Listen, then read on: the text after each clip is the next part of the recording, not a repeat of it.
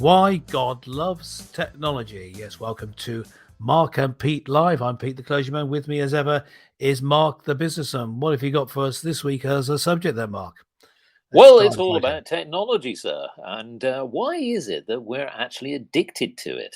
Mhm. When you think about surveys that have recently come to light, people are spending, on average, 4.8 hours a day on their phones, according to app monitoring firm App Annie.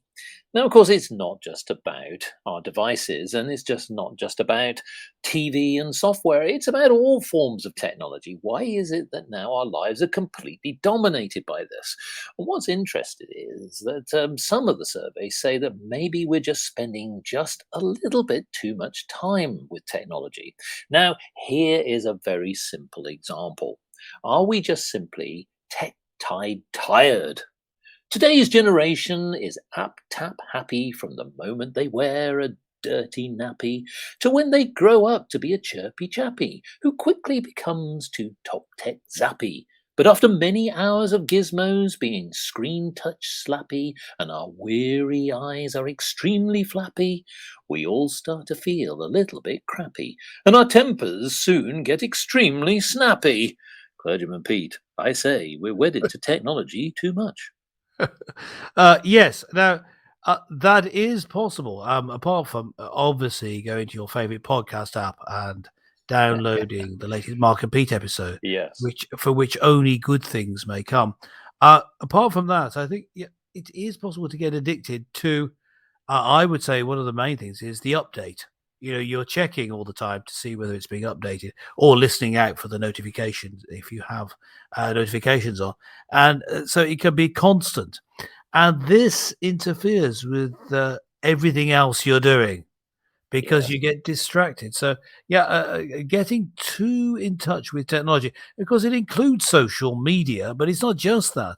It's other sort of updates and notifications to do with games you're playing, to do with the latest software updates and app updates. It's all sorts of things which take your attention away from living in the moment. So I think, yeah, there is a real danger that Well, you're missing out on life because you've got too many apps. indeed. Now, from a business point of view, of course, this is great because, according to App Annie's report, it indicates that apps were downloaded 230 billion times in 2021.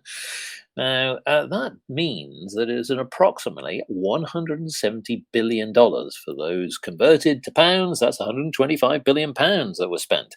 Goodness me, that's a massive amount.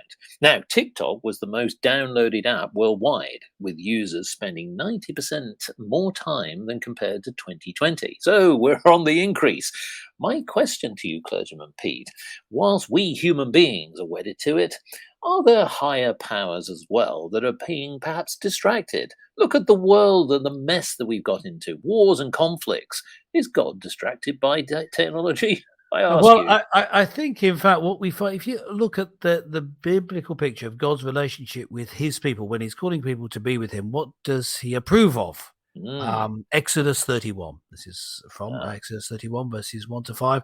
The Lord said to Moses, "See, I have called by my name Bezalel, the son of Uri, son of Hur, of the tribe of Judah. Now, the names aren't important. Let's get what to the next part of the verse, what God sees in them. He says this, and I have filled him with the Spirit of God, with ability and intelligence, with knowledge and all craftsmanship, to devise artistic designs, to work in gold, silver, and bronze, in cutting of stones for setting, in carving wood, to work in every craft."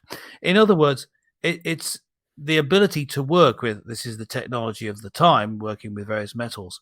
Uh, this is seen as being a good thing. In fact, God's Spirit is enabling you to do it. The development of technology has been part of believing in God and the goodness of his creation.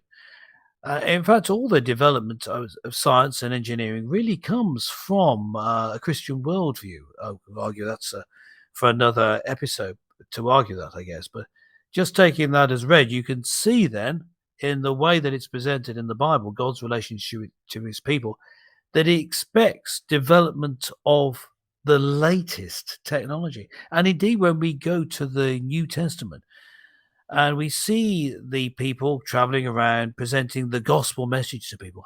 and we look at how they did it, well, historically, we can look at exactly what they did. They'd carry around a book with them. You may say, a book? What's so remarkable about that? Well, books were brand new at the time. They already existed before Christians came on the scene, but Christianity, of course, a development out of Judaism in the first century. Now, when that happened, books, well, they were sort of used, but most people, almost everyone, actually used scrolls or tablets, as in stone tablets, not an iPad. And so they looking for something that they could carry easily, and as they in a knapsack or something as they travelled around, and a book was necessary. So you cut up a parchment scroll or something like that, and you made a book from it, and in it you would have a collection of the Psalms, Prophet Isaiah's book, and the Gospels, and maybe one or two of the early letters in the church, and you'd carry them around with you. So this was latest technology. It's the equivalent today of having the latest Android phone or the latest iPhone, or a tablet, the new meaning of the word tablet, with you, carrying that with you. It's the same thing.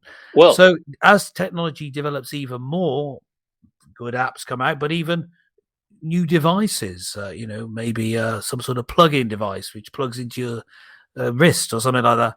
But the latest technology is encouraged in the Bible, which hence our title, God Loves Technology. I would say he's behind it, his inspiration. People filled with the Spirit have the ability to come up with these new advances in technology. God loves technology. Well, that's really good to know. Now, the thing here is, though, from a commercial point of view, there is good and there is bad. Now, one of the things that a lot of people do criticize software companies for is the gaming side. So, one of the things that the study highlighted was that people are spending approximately 116 billion on them.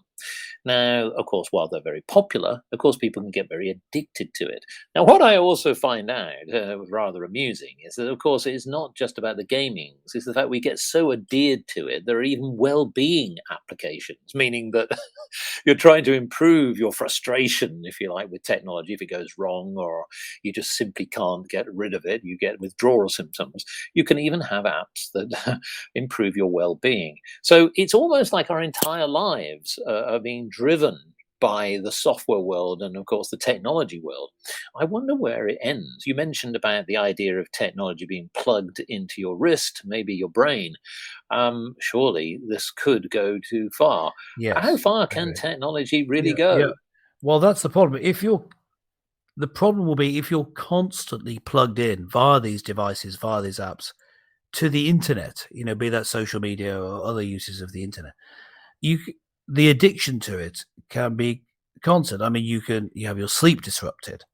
Exactly. You could, because you're not relating to people around you, you don't notice it, but you're actually rather isolated socially.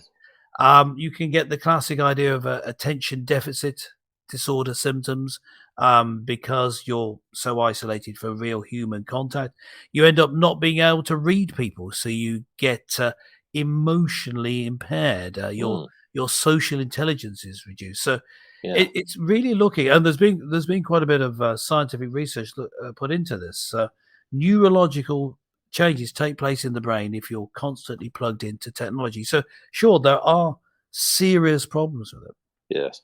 Well, I would say that probably the obvious thing here to do is to plug yourself into a Mark and Pete show and have that playing all day. Yeah, yes. Well, the thing is, just think of the other way. As I say about, I would say, as a vicar, as a Christian minister, that it's important to be plugged into God. Well, you could have the Bible playing. Why not? You could have access to various teachings, on not just on Christian teachings, various philosophical thoughts. You can get access to the world libraries. So I believe that there are positives and negatives, and God loves technology because it can be used for good. Yeah, so let's leave it there. I think that we'd like to hear from you, so let us know in the comments below, or you can go to our podcast page, markandpete.com. We'll take you there. Leave us a comment. We'd love to include you later. Don't forget to subscribe as well, because there's plenty more comment to come. But from Mark and myself, it's bye for now. Catch you next time.